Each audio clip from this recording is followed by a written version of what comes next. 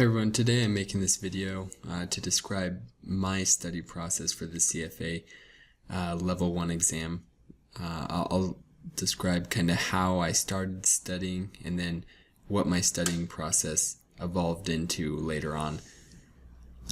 So to get started, I started studying in January for the June Level 1 exam.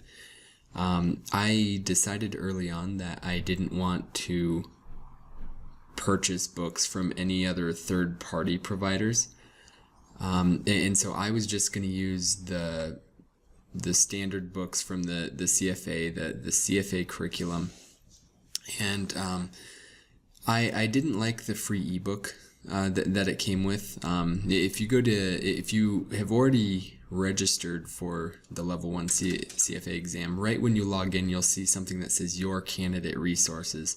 If you click on that, you'll see you have access to the curriculum ebook. I wasn't a fan of studying on a tablet or a computer, so I ordered the print version of the curriculum, which you can do down here.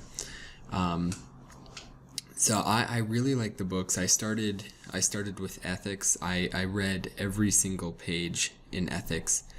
When I was done with ethics, I moved on to quantitative methods. I read every single page, and that took me a really long time. I was studying for maybe 7 to 10 hours a week, just after work and on the weekends. And it took me a long time to read all of every page of every book. And so I decided that I needed to start doing it faster, especially because if you studied finance-related undergrad like I did, a lot of this is probably going to be common sense. Of course, there's going to be a lot of new stuff, but you're going to be able to skip some of it. Now I had been searching around, and then I found this guy on YouTube called Mark Meldrum. I'll put a link to his channel in the description, but he's really great. He goes through every single learning objective of every book for the CFA Level 1 curriculum, and he's actually separated them all out into playlists. So it's really easy to understand. So after I found Mark Meldrum, I started to watch his videos and also read every page of the CFA curriculum books. That was taking even longer, and so I decided just to stop reading the books completely and to only use Mark Meldrum's videos. So I watched all of his videos. I downloaded YouTube Red, so or I subscribed to YouTube Red so I could download these videos. I could download the whole playlist and just play them offline on my tablet.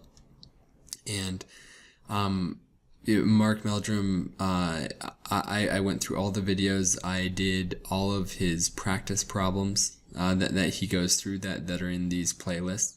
And then the only time when I felt like I needed to go back to the books was when I didn't understand something, or if I was having a lot of trouble with the practice problems. So I did that up until about a month before the exam in June. And then after that, I started doing some practice tests. The CFA program, when you log in and you go to, if you go to my candidate or your candidate resources, and then you'll see something that says practice questions and tests. Mine says level 2 now, but if you're studying for level 1, it'll be level 1, and the CFA has broken everything down by topic, and you can take the full length test that has all the weightings of the real test, or you can take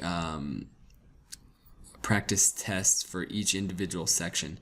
I really like this, and it really helped me know what I needed to go back and study. And so if I, like, one thing that I struggled on was financial reporting and analysis.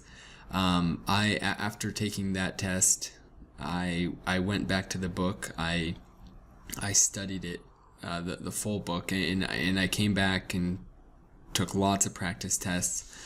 And that's kind of the process I had. I'd go through each section, take the practice tests, go back and study, try to remember those formulas, and then I'd just make sure I'd study all of the problems that I got wrong.